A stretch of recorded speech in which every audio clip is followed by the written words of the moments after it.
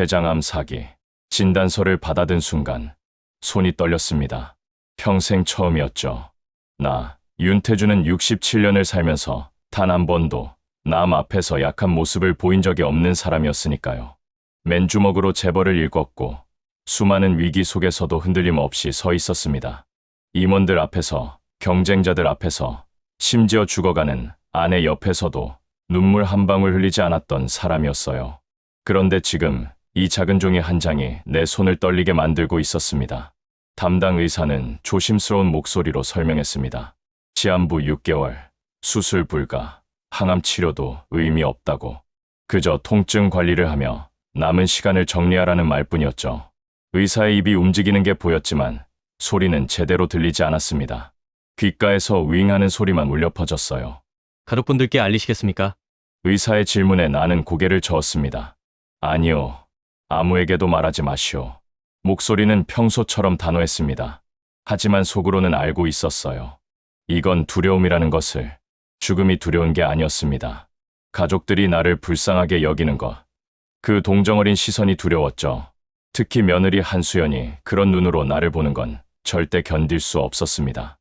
병원 주차장으로 걸어가며 나는 생각했습니다. 며느리 한수연.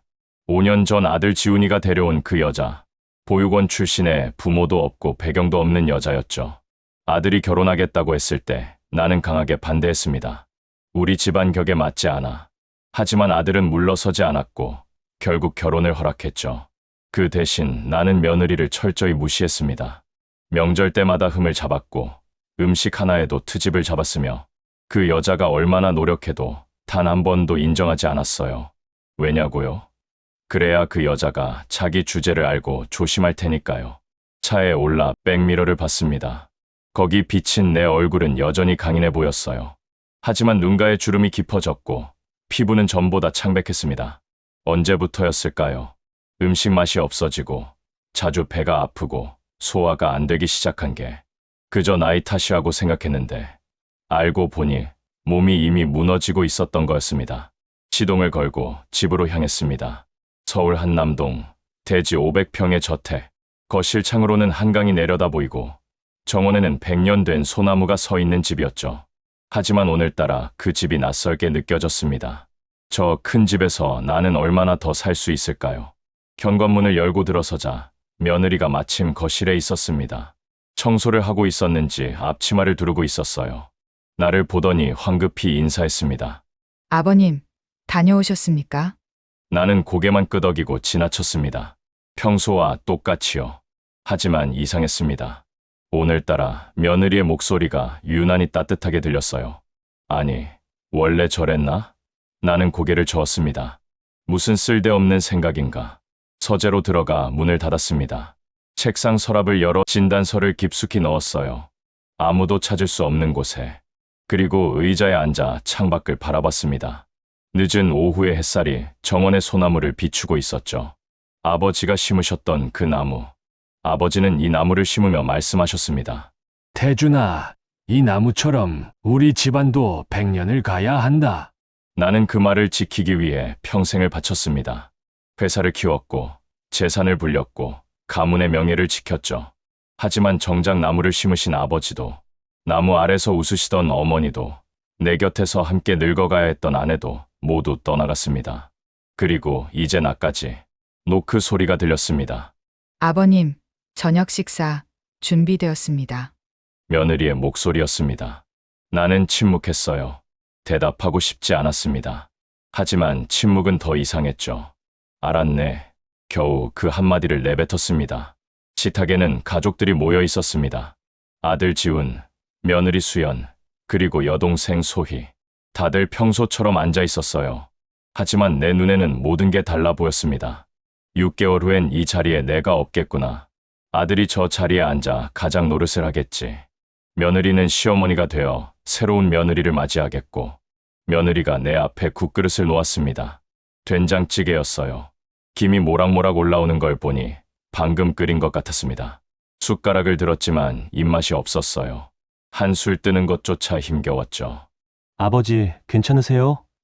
안색이 안 좋아 보이시는데요? 아들이 걱정스럽게 물었습니다. 나는 고개를 저었어요. 피곤할 뿐이야. 차갑게 대답했습니다. 걱정 같은 건 필요 없었으니까요. 며느리가 조용히 물을 따라 내 옆에 놓았습니다. 그 여자의 손이 보였어요. 거칠고 붉게 트인 손, 집안일을 많이 하는 손이었죠. 문득 궁금해졌습니다. 저 여자는 이 집에서 행복할까? 아니, 무슨 상관인가? 나와는 상관없는 일이지. 식사를 마치고 다시 서재로 들어왔습니다. 문을 닫는 순간 비로소 혼자가 되었어요. 그제야 가슴속에서 무언가가 치밀어 올랐습니다. 두려움이었을까요? 후회였을까요? 아니면 외로움이었을까요? 손목 시계를 내려다봤습니다. 아버지가 물려주신 낡은 시계. 50년을 차고 다녔지만 한 번도 고장 난 적 없는 시계였죠. 째깍째깍 소리를 내며 돌아가고 있었습니다. 시간은 멈추지 않고 흘러가고 있었어요. 내게 남은 시간도 저렇게 째깍째깍 줄어들고 있겠죠. 나는 결심했습니다. 아무에게도 말하지 않겠다고. 당당하게, 강하게, 끝까지 나로 남겠다고. 가족들에게 짐이 되고 싶지 않았습니다. 특히 며느리 한수연에게 동정받고 싶지 않았어요. 하지만 나는 몰랐습니다. 이미 누군가 내 비밀을 알고 있었다는 것을. 그리고 그 누군가가 바로 내가 평생 무시했던 바로 그 여자였다는 것을 말입니다. 창밖은 어느새 어두워져 있었습니다. 봄이 오고 있었지만 나에게는 겨울이 다가오고 있었습니다. 병원에서 돌아온 지 일주일이 지났습니다. 나는 평소처럼 회사에 나가 일을 했고 이사회를 주재했으며 직원들 앞에서 강인한 회장으로 서 있었습니다. 아무도 내가 죽어가고 있다는 걸 몰랐어요. 겉으로는 완벽했으니까요. 하지만 집에 돌아오면 달랐습니다. 몸이 점점 무거워지고 식욕이 떨어지고 배에서 쥐어짜는 듯한 통증이 밀려왔죠. 그런데 이상한 일이 생기기 시작했습니다. 며느리 한수연의 행동이 달라진 거였어요. 원래 그 여자는 나를 멀리했습니다. 식사 시간 외에는 마주치지 않으려 했고 내가 있는 거실에는 들어오지 않았으며 꼭 필요한 말만 했죠. 나도 편했어요. 보기 싫은 며느리와 얼굴 마주칠 일이 없으니까. 그런데 지난주부터 그 여자가 자꾸 내 주변을 맴돌았습니다. 아침에 일어나면 내 방문 앞에 따뜻한 꿀물이 놓여 있었어요. 식탁에는 소화가 잘 되는 음식들만 올라왔습니다. 된장찌개 대신 호박죽, 고기 대신 생선, 김치 대신 나물. 누가 시킨 것도 아닌데 말이죠. 처음엔 대수롭지 않게 넘겼습니다. 그저 며느리가 갑자기 부지런해진 거라고 생각했어요. 하지만 며칠이 지나자 이상함을 느꼈습니다. 너무 의도적이었거든요. 어느 날 저녁, 서재에서 서류를 보고 있는데 복도에서 인기척이 들렸습니다. 문틈으로 살짝 내다봤죠. 며느리가 내 방문 앞에 서 있었어요. 들어오는 것도 아니고 그냥 서서 문을 바라보고 있었습니다. 무슨 생각을 하는지 표정을 알 수 없었지만 그 모습이 묘하게 불편했어요. 다음 날 아침에도 그 다음 날에도 똑같았습니다. 며느리는 매일 같은 시간에 내 방 앞에 섰다가 사라졌어요.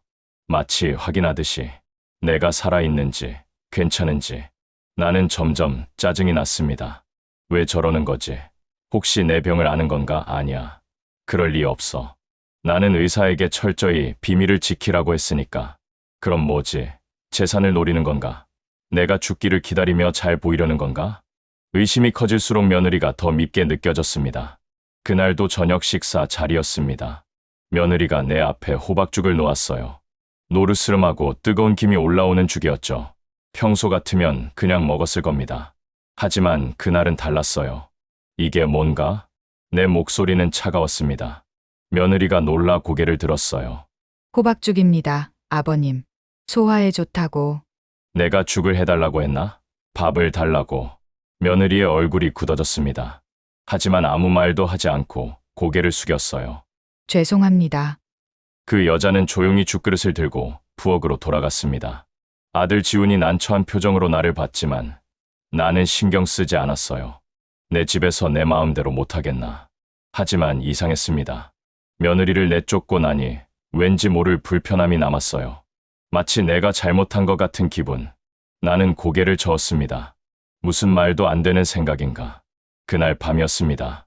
목이 말라 물을 마시러 나왔다가 거실을 지나가는데 부엌에서 희미한 불빛이 새어나왔어요. 시간은 새벽 2시. 누가 있는 걸까? 조용히 다가가 문틈으로 들여다봤습니다. 며느리였습니다. 그 여자는 식탁에 앉아 노트북을 보고 있었어요. 화면에는 뭔가 의학 자료 같은 게 떠 있었습니다. 췌장암이라는 글자가 보였죠. 며느리는 한참을 화면을 응시하다가 갑자기 고개를 숙였습니다. 어깨가 들썩였어요. 울고 있었습니다. 소리 없이 조용히 혼자서. 나는 그 자리에 얼어붙었습니다. 며느리가 왜 우는 거지? 왜 췌장암 자료를 보는 거지? 설마. 심장이 빠르게 뛰기 시작했어요. 며느리가 알고 있다는 건가? 내 병을. 그런데 어떻게, 언제부터? 며느리가 눈물을 닦고 다시 화면을 봤습니다. 그리고 무언가를 검색하기 시작했어요. 췌장암 말기 환자 식단, 통증 완화 방법, 환자 심리 케어. 화면이 바뀔 때마다 며느리의 표정이 더 굳어졌습니다. 나는 뒷걸음질 쳤습니다. 최대한 소리 나지 않게 방으로 돌아왔어요. 문을 닫고 침대에 앉았죠. 머릿속이 복잡했습니다. 며느리가 알고 있어. 내 병을. 그런데 왜 아무 말도 하지 않는 거지? 왜 가족들에게 말하지 않는 거지? 그리고 왜 혼자 울면서 자료를 찾는 거지? 이해할 수 없었습니다. 저 여자가 나를 위해 그러는 건가? 말도 안 돼. 나는 평생 저 여자를 무시하고 깔봤는데 저 여자에게 나는 미운 시아버지일 텐데. 그날 밤 나는 잠들지 못했습니다. 계속 며느리의 뒷모습이 떠올랐어요. 어깨를 떨며 우는 모습, 화면을 뚫어지게 보는 모습, 눈물을 닦는 손. 그 눈빛이 낯설었습니다. 동정이 아니었어요. 뭔가 더 깊은 것, 간절한 것 같았죠. 마치 자기 일처럼 아파하는 것 같았습니다. 왜지? 왜 저 여자가 나를 위해 우는 거지? 다음 날 아침, 며느리는 평소처럼 아침을 차렸습니다. 여전히 소화 잘 되는 음식들이었어요. 하지만 이번엔 말하지 않았습니다. 그냥 조용히 먹었죠. 며느리가 물을 따라주어 왔습니다. 가까이 다가온 그 여자의 얼굴을 봤어요. 눈 밑에 다크서클이 짙었습니다. 잠을 제대로 못 잔 거였죠. 손도 전보다 더 거칠어 보였어요.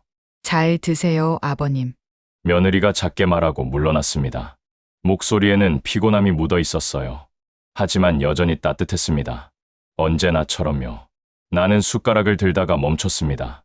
갑자기 궁금해졌어요. 이 여자는 도대체 왜 이러는 걸까? 내가 죽으면 좋을 텐데. 왜 살리려고 애쓰는 걸까? 질문은 계속 머릿속을 맴돌았습니다. 하지만 물어볼 수는 없었어요. 물으면 내가 알고 있다는 걸 들키니까. 그리고 나는 여전히 자존심이 허락하지 않았습니다. 하지만 한 가지는 확실해졌습니다. 며느리 한수연은 내 비밀을 알고 있다는 것. 그리고 그 여자는 혼자서 뭔가를 하고 있다는 것. 무엇을, 왜 하는지는 모르겠지만요. 나는 며느리를 바라봤습니다. 부엌에서 설거지를 하고 있는 그 여자의 뒷모습을. 수수한 옷차림, 단정한 머리, 조용한 움직임. 5년간 같은 집에 살았지만 한 번도 제대로 본 적 없는 사람이었어요. 이제야 보이기 시작했습니다. 며느리가 얼마나 조용히 살아왔는지, 얼마나 많은 것을 혼자 견뎌왔는지, 그리고 지금 이 순간에도 혼자서 무언가를 짊어지고 있다는 것이, 며느리가 내 비밀을 알고 있다는 사실을 깨달은 후 나는 더 차갑게 굴기 시작했습니다. 이상하게 들리겠지만 그게 내가 할 수 있는 유일한 방법이었어요. 며느리의 배려를 받아들이는 순간 나는 약해지는 것 같았습니다. 도움이 필요한 병자가 되는 것 같았죠. 평생 강인하게 살아온 내가 며느리의 동정을 받는다는 게 참을 수 없었어요. 그래서 나는 벽을 쌓기 시작했습니다. 아침마다 문 앞에 놓인 꿀물을 치웠습니다. 며느리가 차려준 식사를 거의 먹지 않았어요. 식탁에 앉아도 젓가락만 몇 번 움직이다가 일어났죠. 며느리가 다가오면 일부러 고개를 돌렸습니다. 시선을 마주치지 않으려고 했어요. 남의 일에 참견하지 마시오. 어느 날 저녁, 며느리가 또 소화제를 건네려 하자 나는 차갑게 말했습니다. 며느리는 손을 멈추고 조용히 물러났어요. 하지만 그 눈빛이 내 가슴을 찔렀습니다. 상처받은 표정이 아니었어요. 오히려 미안해하는 것 같았죠. 마치 내가 불편하게 만들어서 죄송하다는 듯이. 그게 더 화가 났습니다. 왜 저 여자는 화를 내지 않는 거지? 왜 포기하지 않는 거지? 아들 지훈도 눈치채기 시작했습니다. 아내가 요즘 이상하다는 거려. 어느 날 서재에서 지훈과 단둘이 이야기를 나눴어요. 아버지, 수연이가 요즘 좀 이상합니다. 늦은 밤에 어딘가 나갔다 오고 제게 거짓말도 하고요. 나는 고개를 끄덕였습니다. 나도 느꼈다. 요즘 수상하더구나. 의도적이었습니다. 아들이 아내를 의심하게 만들려는 거였죠. 그러면 며느리가 나를 돌보는 일을 포기할 거라고 생각했어요. 하지만 그건 비겁한 짓이었습니다. 지금 생각하면 정말 부끄러운 일이었죠. 지우는 고개를 숙였습니다. 아내를 의심하고 싶지 않지만 아버지의 말이니 무시할 수도 없는 표정이었어요. 나는 그 모습을 보며 뭔가 잘못되고 있다는 걸 느꼈습니다. 하지만 멈출 수 없었어요. 며느리는 계속 헌신했습니다. 새벽마다 일어나 내가 좋아하는 녹차를 준비했어요. 내 방 앞에 조용히 놓고 사라졌죠. 거실 소파에 내가 읽던 책이 있으면 책갈피를 꽂아 책상 위에 올려놓았습니다. 내 구두가 더러우면 몰래 닦아놨고 정장에 먼지가 묻으면 어느새 깨끗해져 있었어요. 모든 게 조용했습니다. 티 나지 않게, 말없이, 그저 묵묵하게. 그런데 어느 날 이상한 일이 있었습니다. 손목 시계가 다시 움직이기 시작한 거였어요. 아버지가 물려주신 그 낡은 시계. 일주일 전부터 멈춰 있었거든요. 수리를 맡기려다가 귀찮아서 그냥 뒀었는데 어느 날 보니 다시 째깍째깍 소리를 내며 돌아가고 있었습니다. 처음엔 저절로 고쳐진 줄 알았어요. 하지만 시계를 자세히 보니 유리에 손때가 묻어 있었습니다. 누군가 만졌다는 증거였죠. 그리고 책상 위에 시계방 영수증이 놓여 있었어요. 며느리였습니다. 영수증을 보니 며느리 이름으로 되어 있었어요. 며느리는 내 시계가 멈춘 걸 알고 몰래 가져가 수리했다가 다시 돌려놓은 겁니다. 내가 눈치채지 못하게요. 나는 시계를 손에 쥐고 한참을 바라봤습니다. 째깍째깍 다시 살아난 시계 소리가 귓가에 울렸어요. 마치 내 심장 소리 같았습니다. 왜지? 왜 이렇게까지 하는 거지? 나는 며느리에게 그렇게 못되게 굴었는데, 무시하고 깔보고 차갑게 대했는데, 그런 나를 위해 왜 이런 일을 하는 거지? 가슴 한구석이 답답해졌습니다. 뭔가 잘못되고 있다는 느낌, 내가 엄청난 실수를 하고 있다는 느낌. 하지만 어떻게 해야 할지 몰랐어요. 그날 밤 또 며느리가 내 방문 앞에 섰습니다. 문틈으로 내다보니 그 여자는 두 손을 모으고 있었어요. 기도하는 것 같았습니다. 입술이 움직이는 게 보였죠. 무슨 말을 하는지 들리지는 않았지만 간절한 표정이었습니다. 나는 문을 열고 싶었습니다. 나가서 물어보고 싶었어요. 왜 이러냐고, 나 같은 늙은이를 위해 왜 이렇게까지 하냐고. 하지만 손이 문고리에 닿지 못했습니다. 자존심이 그걸 허락하지 않았죠. 결국 며느리는 한참을 그렇게 서 있다가 조용히 사라졌습니다. 나는 침대에 누워 천장을 바라봤어요. 시계 소리만 어둠 속에 울려 퍼졌습니다. 째까, 째까, 째까. 시간은 계속 흘러가고 있었습니다. 내게 남은 시간은 점점 줄어들고 있었어요. 그런데 나는 무엇을 하고 있는가? 가장 소중한 시간을 의심과 경계로 채우고 있었습니다. 다음 날 아침, 식탁에는 또 소화가 잘 되는 음식이 차려져 있었습니다. 며느리는 평소처럼 조용히 서 있었어요. 나는 음식을 보다가 며느리를 봤습니다. 그 여자는 피곤해 보였어요. 얼굴이 전보다 더 수척해졌고 눈 밑 다크서클은 더 짙어졌습니다. 저 여자는 밤에 잠도 제대로 못 자는구나. 나 때문에 그 생각이 들자 숟가락이 무거워졌습니다. 입맛이 없었지만 이번엔 억지로라도 먹었어요. 며느리가 차린 음식을. 하지만 아무 말도 하지 않았습니다. 고맙다는 말도, 미안하다는 말도. 그냥 묵묵히 먹었습니다. 며느리는 그 모습을 보며 조용히 미소 지었습니다. 아주 작은 미소였어요. 하지만 그 미소 속에 안도가 담겨 있었습니다. 내가 밥을 먹어서 다행이라는 듯이. 나는 그때 깨달았습니다. 이 여자는 진짜였습니다. 재산을 노리는 것도 아니고 잘 보이려는 것도 아니었어요. 그냥 진심으로 나를 걱정하고 있었습니다. 보답을 바라지 않고 인정받으려 하지도 않고 그저 조용히 헌신하고 있었던 거였습니다. 왜? 내가 뭘 해줬다고? 나는 평생 이 여자에게 잘해준 적이 없는데 질문은 답이 없었습니다. 하지만 한 가지는 확실해졌어요. 며느리 한수연은 내가 생각했던 그런 사람이 아니었습니다. 훨씬 더 깊은 사람이었고 훨씬 더 따뜻한 사람이었으며 훨씬 더 강한 사람이었어요. 그리고 나는 그 사실을 너무 늦게 알아버렸습니다. 박영수, 우리 집 가정부입니다. 20년을 함께한 사람이죠. 아내가 살아있을 때부터 일했고 아내가 죽고 난 후에도 묵묵히 이 집을 지켜왔어요. 말수가 적고 조용한 사람이었습니다. 자기 일만 하고 가족사에 끼어들지 않으며 필요한 말만 하는 사람. 그래서 나는 영숙을 신뢰했어요.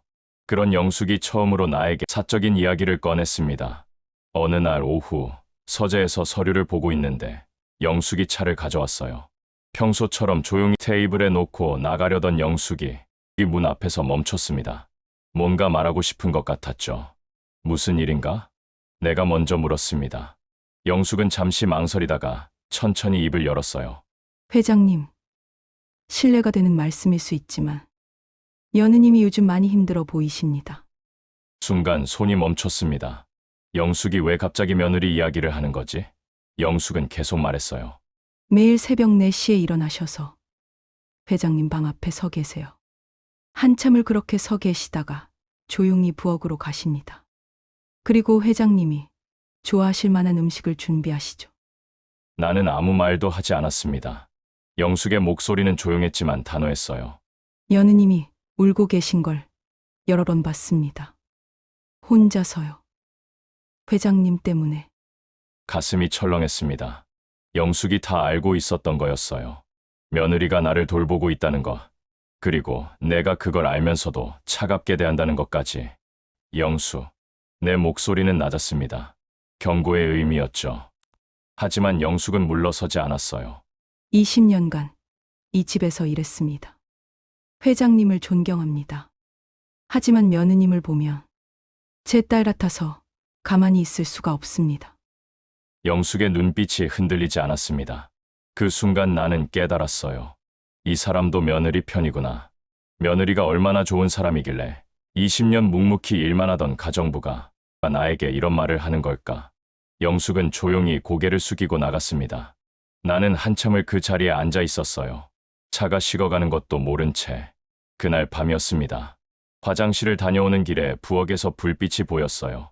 또 며느리가 혼자 자료를 보고 있겠거니 생각하며 지나가려 했죠. 그런데 목소리가 들렸습니다. 두 사람의 목소리였어요. 조용히 다가가 문틈으로 봤습니다. 며느리와 영숙이 함께 앉아 있었어요. 테이블 위에는 노트북과 여러 종이들이 펼쳐져 있었습니다. 의학 자료들이었죠. 영숙 씨, 정말 괜찮으세요? 제가 혼자 할 수 있어요. 며느리의 목소리는 떨리고 있었습니다. 영숙이 며느리의 손을 잡았어요. 여느님, 혼자 하시면 안 됩니다. 제가 돕겠습니다. 하지만 아무도 모르게 해야 해요. 아버님이 알면 싫어하실 거예요. 며느리가 고개를 숙였습니다. 영숙이 며느리의 등을 토닥여줬어요. 마치 딸을 위로하는 어머니처럼. 여느님은 정말 좋은 분이세요. 저렇게 냉정하게 대하시는데도 대장님을 위해. 영숙의 말에 며느리가 고개를 저었습니다. 아니에요. 저는 그냥 아버님이 편안하셨으면 좋겠어요. 그게 다예요. 그 말을 듣는 순간 숨이 막혔습니다. 며느리는 진짜였어요. 정말로 순수한 마음으로 나를 돌보고 있었던 겁니다. 아무것도 바라지 않고 그저 내가 편안하길 바라며. 며느리가 갑자기 눈물을 흘리기 시작했습니다. 참았던 감정이 터진 거였어요. 제가 할 수 있는 게 너무 없어요. 병원 치료도 안 받으시고, 약도 제대로 안 드시고, 제가 뭘 해도 아버님은 밀어내시고. 영숙이 며느리를 꼭 안아줬습니다. 며느리는 영숙의 어깨에 얼굴을 묻고 소리 없이 울었어요. 그 모습이 너무나 연약해 보였습니다. 혼자 모든 걸 짊어지고 버티다가 드디어 무너지는 모습이었죠. 나는 그 자리에 얼어붙었습니다. 가슴이 찢어지는 것 같았어요. 내가 이 여자에게 무슨 짓을 한 거지? 나를 위해 이렇게 아파하는 사람을 나는 차갑게 밀어냈던 거였습니다. 뒷걸음질 쳤습니다. 최대한 소리 나지 않게 방으로 돌아왔어요. 침대에 앉아 두 손으로 얼굴을 감쌌습니다. 눈가가 뜨거웠어요. 평생 흘리지 않았던 눈물이 나올 것 같았죠. 다음 날부터 며느리와 영숙의 움직임이 더 잦아졌습니다. 두 사람은 조용히 협력하고 있었어요. 며느리가 내 건강을 체크하면 영숙이 은밀하게 자료를 찾아주고, 영숙이 내 상태를 관찰하면 며느리가 그에 맞춰 식단을 조절했죠. 모든 게 완벽하게 은밀했습니다. 아무도 눈치채지 못할 정도로. 하지만 한 사람이 있었어요. 여동생 소희였습니다. 어느 날 저녁, 소희가 나를 찾아왔어요. 얼굴에 불만이 가득했습니다. 오빠, 며느리가 이상해요. 요즘 영숙이랑 자꾸 뭔가 수군거리고 밤늦게까지 부엌에서 뭘 하고 혹시 오빠 재산 노리는 거 아닌가요? 나는 고개를 저었습니다. 쓸데없는 소리 하지 마. 오빠도 이상하다고 생각하시잖아요. 며느리가 갑자기 오빠한테 잘하려고 하고 영숙이까지 며느리 편을 들고 소희의 목소리가 점점 커졌습니다. 나는 손을 들어 제지했어요. 소희야, 그만해. 하지만 소희는 멈추지 않았습니다. 아니에요. 제가 확인할 거예요. 저 둘이 뭘 꾸미고 있는지. 소희가 나가고 나서 한참을 앉아 있었습니다. 동생의 의심이 점점 커지고 있었어요. 며느리와 영숙의 은밀한 협력도 곧 들통날 것 같았죠. 나는 고민했습니다. 이제 진실을 밝혀야 하나? 내 병을 가족들에게 말해야 하나? 하지만 여전히 입이 떨어지지 않았어요. 자존심이 허락하지 않았죠. 그날 밤 또 며느리가 내 방문 앞에 섰습니다. 영숙도 함께였어요. 두 사람은 나란히 서서 말없이 문을 바라봤습니다. 기도하는 것 같았죠. 나는 문을 열고 싶었습니다. 나가서 두 사람에게 고맙다고 말하고 싶었어요. 하지만 여전히 할 수 없었습니다. 대신 마음속으로 말했습니다. 미안하다고, 그리고 고맙다고. 하지만 그 말들은 소리 없이 어둠 속에 흩어졌습니다. 정기 검진 날이었습니다. 비서에게도 말하지 않았어요. 운전기사도 쓰지 않고 직접 운전해서 병원에 왔습니다. 아무도 모르게, 언제나처럼요. 검진 결과는 예상대로였습니다.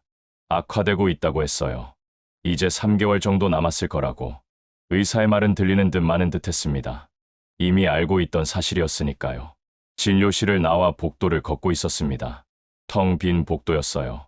오후 3시, 사람들이 별로 없는 시간대였죠. 엘리베이터를 향해 걸어가는데 저 멀리서 누군가 걸어오고 있었습니다. 여자였어요. 꽃다발을 들고 있었죠. 가까워질수록 그 여자의 얼굴이 보이기 시작했습니다. 그리고 나는 멈춰섰어요. 숨이 멎는 것 같았습니다. 며느리였습니다. 한수연, 내 며느리. 왜 여기에? 며느리도 나를 봤습니다. 그 여자도 멈춰섰어요. 손에 든 꽃다발이 흔들렸습니다. 우리는 텅 빈 복도 한가운데서 마주섰죠. 5미터쯤 떨어진 채로 며느리의 얼굴이 창백해졌습니다. 입술이 파르르 떨렸어요. 손에 쥐고 있던 작은 종이가 보였습니다. 뭔가 적혀 있었죠. 병실 번호 같았어요. 순간 모든 게 이해됐습니다. 며느리가 나를 찾아온 거였어요. 꽃을 들고, 병실 번호를 들고 나를 보러 온 거였습니다. 심장이 쿵쿵 뛰었습니다. 손에 쥔 의료 서류를 본능적으로 감추려 했어요. 하지만 이미 늦었습니다. 며느리는 다 알고 있었으니까. 며느리의 눈에서 눈물이 흘러내렸습니다. 소리 없이. 그 여자는 아무 말도 하지 않았어요. 그저 서서 나를 바라볼 뿐이었습니다. 그 눈빛에는 놀람도, 비난도 없었습니다. 오직 슬픔과 걱정만 가득했죠. 나도 할 말을 잃었습니다. 뭐라고 해야 할까요? 왜 여기 왔냐고 물어야 하나? 아니면 모른 척 지나가야 하나? 하지만 이미 늦었어요. 모든 게 들통났습니다. 며느리가 천천히 다가왔습니다. 한 걸음, 두 걸음, 조심스럽게요. 마치 놀랄까봐 조심하는 것처럼. 2미터쯤 떨어진 곳에서 멈춰 섰습니다. 가까이서 보니 며느리는 더 수척해져 있었어요. 얼굴에 핏기가 없었고 눈 밑 다크서클은 짙었으며 입술은 바짝 말라 있었습니다. 3개월간 나를 돌보며 이 여자는 자기 자신을 돌보지 않았던 거였어요. 아버님, 며느리가 떨리는 목소리로 불렀습니다. 나는 대답할 수 없었어요. 목이 메었습니다. 며느리가 들고 있던 꽃다발을 내밀었습니다. 하얀 국화였어요. 떨리는 손으로 조심스럽게 내미는 모습이 너무나 애처로웠습니다. 언제부터 알았어? 겨우 그 말을 꺼냈습니다. 목소리가 갈라졌어요. 며느리는 고개를 숙였습니다. 3개월 전 아버님 서재에서 진단서를 우연히 보게 됐습니다. 3개월. 그렇게 오래 혼자 알고 있었던 거였어요. 혼자서 그 무거운 비밀을 짊어지고 살았던 겁니다. 왜 말하지 않았지? 물었습니다. 정말 궁금했어요. 왜 가족들에게, 아들에게, 아무에게도 말하지 않은 거지? 며느리가 고개를 들었습니다. 눈물로 얼룩진 얼굴로 나를 바라봤어요. 그리고 조용히 대답했습니다. 아버님이 자랑스럽게 서 계시길 원하셨을 거라고 생각했습니다. 그 한마디에 가슴이 무너졌습니다. 자랑스럽게 서 있고 싶다. 약한 모습을 보이고 싶지 않다. 동정받고 싶지 않다. 내 마음을 이 여자가 정확히 알고 있었던 거였어요. 내가 평생 누구에게도 말하지 않았던 진짜 마음을. 당당하게 서 있고 싶으실 거라고. 그래서 말씀드릴 수가 없었습니다. 며느리의 목소리가 떨렸습니다. 눈물이 계속 흘러내렸어요. 나는 그 자리에 서 있을 수밖에 없었습니다. 평생 쌓아온 자존심이 와르르 무너지는 소리가 들렸어요. 강인하게 살아온 67년이 한순간에 무의미해지는 느낌이었습니다. 이 여자는 나를 이해하고 있었어요. 내가 가장 두려워하는 것이 무엇인지, 내가 가장 지키고 싶은 것이 무엇인지, 그리고 그것을 지켜주기 위해 혼자서 모든 걸 감당했던 겁니다. 눈가가 뜨거워졌습니다. 평생 참아왔던 눈물이 터질 것 같았어요. 하지만 여전히 참았습니다. 병원 복도 한가운데서 우는 건 너무 초라했으니까요. 며느리가 조심스럽게 다가왔습니다. 그리고 꽃다발을 내 손에 쥐어줬어요. 따뜻한 손이 내 손을 감쌌습니다. 거칠고 투박한 손, 집안일을 많이 한 손이었죠. 아버님, 혼자 힘드셨죠? 그 한마디에 무너졌습니다. 눈물이 흘러내렸어요. 참을 수 없었습니다. 67년을 살면서 처음으로 남 앞에서 우는 거였습니다. 재벌 회장이, 무소불위의 권력자가, 평생 강인하게 살아온 남자가 병원 복도에서 며느리 앞에서 울고 있었어요. 며느리도 울고 있었습니다. 두 사람이 텅 빈 복도에서 마주 서서 울었어요. 아무 말도 없이 그저 서로의 고통을 확인하며. 얼마나 그렇게 서 있었을까요? 며느리가 조용히 말했습니다. 이제 혼자 아니에요. 제가 있습니다. 단순한 말이었습니다. 하지만 그 말이 평생 들어본 어떤 말보다 따뜻했어요. 혼자가 아니라는 것, 누군가 곁에 있다는 것, 그것만으로 이렇게 위로가 되는 줄 몰랐습니다. 나는 며느리를 봤습니다. 3개월 동안 혼자 나를 지켜온 이 작은 여자를, 내가 평생 무시하고 깔봤던 이 사람을. 알고 보니 이 여자야말로 가장 강한 사람이었어요. 미안하오. 겨우 그 한마디를 꺼냈습니다. 며느리는 고개를 저었어요. 괜찮습니다. 이제 괜찮습니다. 우리는 천천히 벤치로 걸어갔습니다. 며느리가 내 팔을 살짝 잡아주었어요. 지탱해 주듯이. 처음으로 며느리의 도움을 받았습니다. 거부하지 않았어요. 벤치에 앉아 한참을 침묵했습니다. 며느리는 조용히 내 옆에 앉아 있었어요. 아무 말도 하지 않았습니다. 그저 곁에 있어주기만 했죠. 그게 충분했습니다. 병원에서 돌아온 후 며칠간은 평화로웠습니다. 며느리는 여전히 조용히 나를 돌봤고, 나는 더 이상 거부하지 않았어요. 아침에 준비해둔 차를 마셨고, 며느리가 차린 음식을 다 먹었으며, 가끔 며느리와 눈이 마주치면 고개를 끄덕였습니다. 말은 많지 않았지만, 우리는 서로를 이해하고 있었어요. 하지만 평화는 오래가지 못했습니다. 어느 날 저녁이었습니다. 온 가족이 거실에 모였어요. 아들 지훈, 며느리 수연, 동생 소희. 저녁 식사 후 차를 마시고 있었죠. 분위기는 평온했습니다. 그때 소희가 입을 열었습니다. 오빠, 며느리 이야기 좀 해야겠어요. 목소리가 날카로웠습니다. 나는 차를 내려놓고 소희를 봤어요. 소희의 얼굴에는 불만이 가득했습니다. 요즘 며느리가 너무 이상해요. 밤마다 어디 나가고 영숙이랑 자꾸 수군거리고 오빠한테만 이상하게 잘하고. 며느리의 얼굴이 굳어졌습니다. 나는 손을 들어 소희를 제지하려 했어요. 하지만 소희는 멈추지 않았습니다. 제가 확인했어요. 어제 며느리가 병원에 갔더라고요. 왜 병원에 간 거죠? 누구 만나러 간 건가요? 순간 숨이 멎었습니다. 소희가 며느리를 미행했던 거였어요. 병원에서 우리가 만난 걸 봤을지도 모릅니다. 며느리는 아무 말도 하지 않았습니다. 고개를 숙이고 있을 뿐이었어요. 지훈이 아내를 봤습니다. 수연아, 정말 병원에 갔니? 왜? 며느리는 여전히 침묵했습니다. 설명할 수 없었던 거였죠. 내 병을 말하지 않고서는 설명이 불가능했으니까요. 소희가 계속했습니다. 그리고 영숙이랑 자꾸 뭔가 숨기고 있어요. 밤마다 부엌에서 노트북 보고 무슨 자료 찾고 분명히 수상한 거 있어요. 혹시 오빠 재산 노리는 거 아니에요? 그 말에 나는 참을 수 없었습니다. 소희야, 그만해. 목소리가 낮았습니다. 하지만 소희는 물러서지 않았어요. 왜요? 오빠도 이상하다고 생각하시잖아요. 며느리가 갑자기 이렇게 변한 게 수상하지 않으세요? 나는 할 말을 잃었습니다. 진실을 밝혀야 했어요. 내 병을 말하고 며느리가 나를 돌봐왔다고 설명해야 했습니다. 하지만 입이 떨어지지 않았어요. 아직도 자존심이 방해했습니다. 가족들 앞에서 내가 죽어가고 있다고 말하는 게 너무 두려웠죠. 그 침묵이 독이 되었습니다. 지훈이 아내를 봤습니다. 눈빛에 의심이 가득했어요. 수연아, 대답해봐. 왜 병원에 간 거야? 왜 밤마다 몰래 뭔가 하는 거야? 나한테 거짓말한 거 맞지? 며느리의 눈에 눈물이 맺혔습니다. 하지만 여전히 아무 말도 하지 않았어요. 나를 지키기 위해서였습니다. 내 비밀을 지키기 위해 모든 의심을 혼자 짊어지고 있었던 거였어요. 소희가 일어섰습니다. 오빠, 제 말 믿으세요. 이 며느리 뭔가 숨기고 있어요. 당장 쫓아내야 해요. 그 말을 듣는 순간 가슴이 찢어지는 것 같았습니다. 며느리가 천천히 고개를 들었어요. 눈물로 범벅이 된 얼굴로 나를 봤습니다. 그 눈빛이 말하고 있었어요. 아버님, 괜찮습니다. 제가 나갈게요. 아니야, 안 돼. 말해야 해. 지금 말하지 않으면 이 여자는 떠날 거야.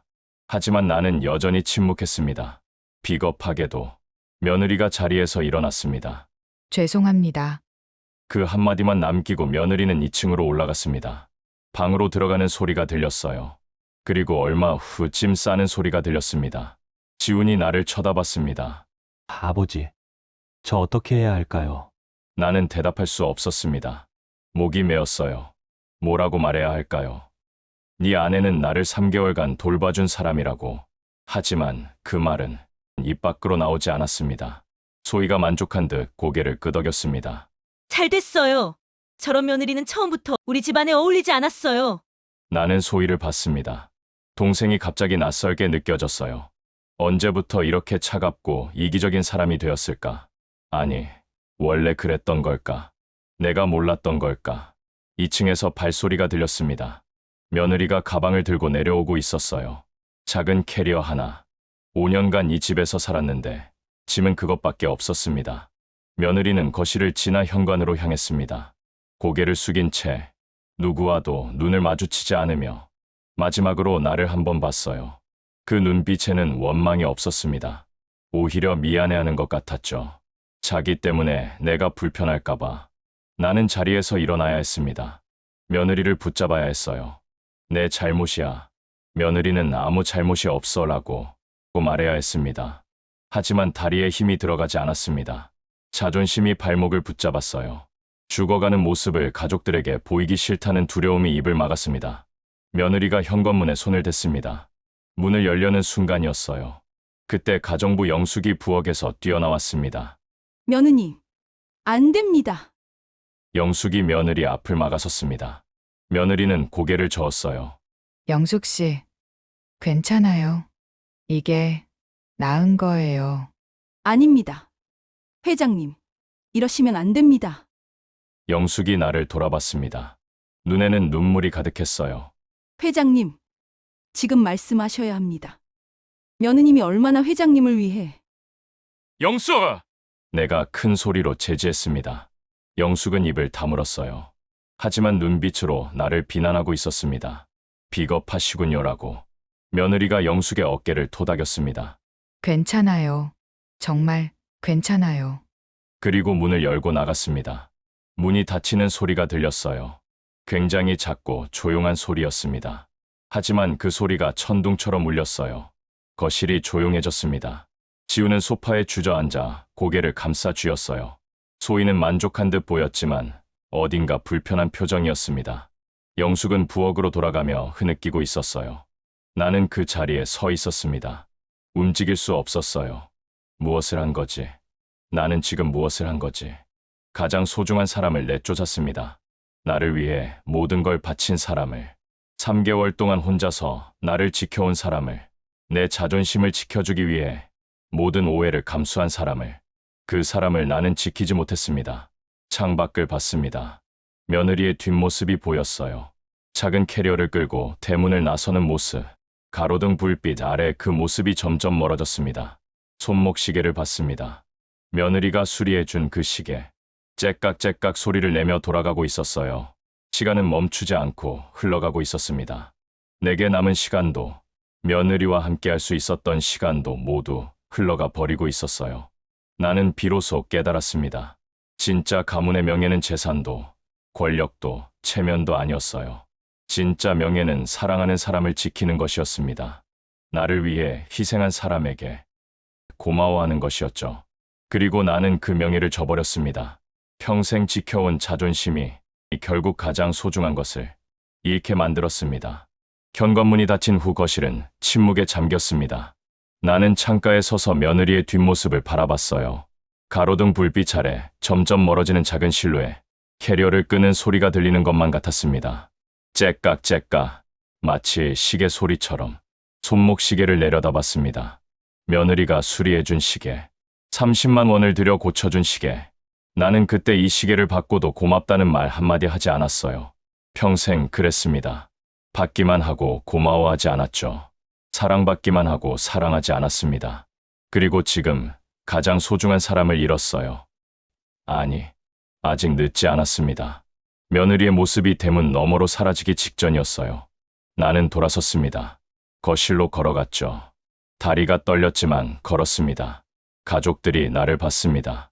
소희는 만족한 표정이었고, 지우는 괴로워하고 있었으며, 영숙은 부엌에서 울고 있었어요. 나는 거실 한가운데 섰습니다. 그리고 입을 열었어요. 다들 들어라. 목소리가 떨렸습니다. 평생 이렇게 떨리는 목소리를 낸 적이 없었어요. 하지만 더 이상 숨길 수 없었습니다. 나는 죽어가고 있다. 순간 거실이 얼어붙었습니다. 소희의 얼굴에서 미소가 사라졌어요. 지훈이 고개를 들었습니다. 부엌에서 영숙이 나왔죠. 췌장암 사기, 치안부 6개월을 선고받았다. 이제 3개월밖에 남지 않았지. 지훈이 벌떡 일어났습니다. 아버지, 무슨 말씀을? 나는 손을 들어 제지했습니다. 계속 말해야 했어요. 3개월 전 며느리가 알게 됐지. 우연히 내 진단서를 봤지. 하지만 그 여자는 아무에게도 말하지 않았어. 내가 자랑스럽게 서 있길 원한다는 걸 알았기 때문이야. 가슴이 뜨거워졌습니다. 말할수록 눈물이 났어요. 며느리는 3개월 동안 혼자서 나를 돌봤어. 새벽마다 일어나 내 방 앞에서 기도했고, 소화 잘 되는 음식을 준비했으며, 밤마다 병원 자료를 찾아보며 내가 편안하게 남은 시간을 보낼 방법을 찾았지. 소희의 얼굴이 창백해졌습니다. 지우는 소파에 주저앉았어요. 내 시계가 고장났을 때 몰래 가져가 수리해왔어. 내 약을 챙기고 건강을 체크하고 통증이 심할 때마다 몰래 병원에 동행했다. 아무도 모르게. 목소리가 떨렸습니다. 하지만 멈출 수 없었어요. 나는 그런 며느리에게 어떻게 했지? 의심했다. 차갑게 대했어. 지훈이에게까지 며느리를 의심하게 만들었어. 그리고 오늘 내쫓기는 걸 보고만 있었다. 눈물이 흘러내렸습니다. 더 이상 참을 수 없었어요. 평생 자존심을 지키며 살았다. 강하게, 당당하게. 하지만 그 자존심이 결국 가장 소중한 걸 잃게 만들었어. 지훈이 일어났습니다. 현관으로 뛰어가려 했어요. 하지만 나는 아들보다 먼저 움직였습니다. 내가 가겠다. 모두가 놀란 표정으로 나를 봤습니다. 나는 재킷을 들었어요. 67년을 살면서 처음으로 제대로 된 사과를 하러 가는 길이었습니다. 현관문을 열고 나갔습니다. 차가운 밤 공기가 얼굴을 스쳤어요. 대문 쪽을 봤습니다. 며느리는 이미 보이지 않았죠. 하지만 멀리 가지는 않았을 겁니다. 걸어서 떠났으니까요. 걸었습니다. 빠르게. 평소 같으면 차를 불렀을 거예요. 하지만 오늘은 내 발로 걸어야 했습니다. 내가 직접 찾아가야 했죠. 대문을 나서 골목을 따라 걸었습니다. 숨이 가빠졌어요. 몸이 아팠습니다. 하지만 멈추지 않았죠. 며느리를 찾을 때까지는 얼마나 걸었을까요? 저 멀리 버스 정류장이 보였습니다. 그리고 그곳에 누군가 앉아 있었어요. 며느리였습니다. 작은 캐리어 옆에 앉아 고개를 숙이고 있었습니다. 어깨가 들썩이고 있었어요. 울고 있었던 거였죠. 나는 천천히 다가갔습니다. 며느리는 눈치채지 못했어요. 그만큼 깊이 울고 있었습니다. 며느리야. 며느리가 고개를 들었습니다. 눈물 범벅인 얼굴로 나를 봤어요. 깜짝 놀란 표정이었죠. 아버님, 왜? 며느리가 황급히 눈물을 닦으며 일어섰습니다. 나는 며느리 앞에 섰어요. 그리고 천천히, 정확하게 90도로 허리를 숙였습니다. 평생 처음이었습니다. 누군가에게 이렇게 깊이 고개를 숙이는 것. 용서하시오. 며느리가 당황해서 나를 일으키려 했어요. 아버님, 안 됩니다. 일어나세요. 하지만 나는 고개를 숙인 채 말을 이었습니다. 당신을 의심했던 것, 무시했던 것, 차갑게 대했던 것, 오늘 지키지 못했던 것, 모두 내 잘못이오. 목소리가 떨렸습니다. 당신은 나를 위해 모든 걸 희생했소. 밤잠도 설치고, 가족들의 오해도 감수하고, 혼자서 모든 짐을 짊어졌소. 그런데 나는 당신을 지키지 못했소. 며느리의 손이 내 어깨를 잡았습니다. 떨리는 손이었어요. 아버님, 괜찮습니다. 일어나세요. 제발. 나는 천천히 고개를 들었습니다. 며느리와 눈이 마주쳤어요. 둘 다 울고 있었습니다. 집으로 돌아갑시다. 당신이 있어야 할 곳은 집이니까. 며느리가 고개를 저었습니다. 아버님, 저는 아니요. 당신은 우리 집안의 며느리요. 아니, 그보다 더한 사람이요. 당신은 이제 진짜 내 딸이요. 그 말을 하는 순간 며느리가 울음을 터뜨렸습니다. 나도 울었어요. 버스 정류장에서 두 사람이 서서 울었습니다. 얼마나 그렇게 있었을까요? 며느리가 조용히 말했습니다. 같이 가요. 아버님, 나는 고개를 끄덕였습니다. 며느리의 캐리어를 들었어요. 가벼웠습니다. 5년을 살았는데 이것밖에 없다니. 함께 걸었습니다. 천천히 며느리가 내 팔을 살짝 잡아줬어요. 지탱해 주듯이. 집으로 돌아가는 길, 하늘에는 별이 빛나고 있었습니다. 집으로 돌아온 그날 밤, 모든 것이 달라졌습니다. 가족들은 며느리를 맞이했어요. 지우는 아내 앞에 무릎을 꿇고 사과했습니다. 소희는 며느리의 손을 잡고 한참을 울었죠. 영숙은 며느리를 꼭 안아주었습니다. 나는 그 모습을 지켜보며 생각했습니다. 이제야 우리는 진짜 가족이 되는구나. 남은 시간은 3개월이었습니다. 짧은 시간이었지만 그 시간은 내 인생에서 가장 따뜻했어요. 며느리는 여전히 나를 돌봤습니다. 하지만 이번에는 혼자가 아니었죠. 지훈도, 영숙도, 심지어 소희까지 함께했습니다. 아침마다 며느리가 준비한 차를 마셨습니다. 이번에는 고마워라고 말했어요. 며느리는 환하게 웃으며 고개를 끄덕였죠. 그 미소가 아침 햇살보다 따뜻했습니다. 정원을 산책할 때도 며느리가 팔을 잡아줬습니다. 천천히 걸으며 소나무를 바라봤어요. 아버지가 심으신 100년 된 소나무. 그 나무 아래서 며느리와 이야기를 나눴습니다. 이 나무는 내 아버지가 심으셨다. 우리 집안이 100년을 가기를 바라시며 며느리가 나무를 올려다봤습니다. 아름다운 나무예요, 아버님. 100년보다 더 오래 갈 거예요. 그 말이 위로가 됐습니다. 내가 떠나도 이 집은, 이 가족은 계속될 거라는 것. 통증이 심한 날도 있었습니다. 그럴 때면 며느리가 조용히 옆에 앉아 있었어요. 아무 말도 하지 않고 그저 손을 잡아주기만 했습니다. 그것만으로도 고통이 조금은 덜했어요. 어느 날은 며느리와 단둘이 차를 마시고 있었습니다. 며느리가 조심스럽게 물었어요. 아버님, 두렵지 않으세요? 나는 잠시 생각했습니다. 두려운가? 죽음이? 예전엔 두렵고 혼자 떠나는 게 무서웠지. 하지만 지금은 아니야. 가족들이 곁에 있으니까. 며느리의 눈에 눈물이 맺혔습니다. 나는 며느리의 손을 잡았어요. 고맙소. 내게 남은 시간을 이렇게 따뜻하게 만들어줘서. 일주일 후였습니다. 나는 며느리를 서재로 불렀어요. 책상 서랍을 열고 아버지의 시계를 꺼냈습니다. 며느리가 수리해준 그 시계. 이것을 받아줘. 며느리가 놀라 손을 저었습니다. 아버님, 그건 아버님의 유품인데. 나는 며느리의 손에 시계를 쥐어줬습니다. 이건 내 아버지가 주신 유일한 유산이야. 그리고 이제 며느리 거야. 당신이야말로 우리 가족, 내 딸이니까. 며느리가 울음을 터뜨렸습니다. 나도 울었어요. 서재에서 함께 울었습니다. 아버님, 나는 며느리를 꼭 안았어요. 고마워, 딸아. 그 말을 하는 순간 평생의 응어리가 풀리는 것 같았습니다. 마지막 날이 왔습니다. 침대에 누워 있었어요. 가족들이 모두 곁에 있었습니다. 지훈, 며느리, 소희, 영수 모두가 내 손을 잡아주고 있었죠. 며느리가 내 오른손을 잡고 있었습니다. 거칠고 따뜻한 손, 그 손이 나를 지탱해주고 있었어요. 아버님, 며느리가 불렀습니다. 나는 눈을 떴어요. 며느리의 얼굴이 보였습니다. 수척했지만 아름다웠어요. 편안하게 가세요. 저희가 여기 있어요. 고맙다고 말하고 싶었습니다. 하지만 목소리가 나오지 않았어요. 대신 며느리의 손을 꼭 쥐었습니다. 며느리가 미소 지었습니다. 눈물을 흘리면서도 웃고 있었어요. 아버님, 항상 감사했습니다. 창밖으로 햇살이 들어왔습니다. 따뜻한 봄빛이었어요. 정원의 소나무가 바람에 흔들리고 있었습니다. 나는 평화로웠습니다. 두렵지 않았어요. 외롭지도 않았습니다. 사랑하는 사람들이 곁에 있었으니까 눈을 감았습니다. 며느리의 손을 잡은 채로 그리고 떠났습니다. 당당하게 사랑받으며 장례식이 끝난 후였습니다. 며느리는 정원으로 나왔어요. 손목에는 그 시계를 차고 있었습니다. 째깍째깍 시계는 여전히 돌아가고 있었죠. 소나무 아래 벤치에 앉았습니다. 며느리는 하늘을 올려다봤어요. 맑고 푸른 하늘이었습니다. 아버님, 잘 계시죠? 며느리가 작게 중얼거렸습니다. 그리고 미소 지었어요.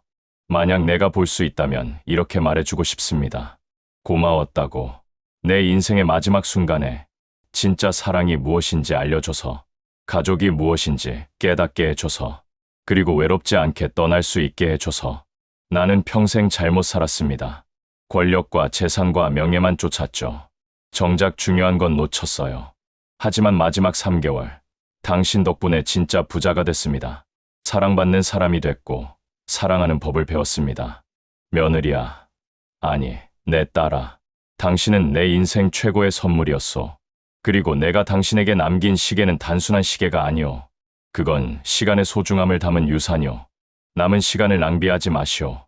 사랑하는 사람에게 사랑한다고 말하시오. 미안한 사람에게 미안하다고 하시오. 고마운 사람에게 고맙다고 전하시오. 나처럼 너무 늦기 전에. 며느리는 시계를 내려다봤습니다. 햇살이 시계 유리에 반사되어 반짝였어요. 째까, 째까, 째까. 시간은 흐르고 있었습니다. 우리 모두의 시간은 언젠가 멈춥니다. 하지만 사랑은 계속될 것입니다. 며느리가 일어섰습니다. 집으로 걸어가며 뒤돌아보지 않았어요. 앞을 보고 걸었습니다. 당당하게. 나는 이제 떠났지만 당신은 계속 살아갈 것입니다. 그리고 언젠가 오랜 시간이 흐른 후 우리는 다시 만날 것입니다. 그때까지 잘 살아주시오. 사랑하는 가족들, 내 며느리야, 내 딸.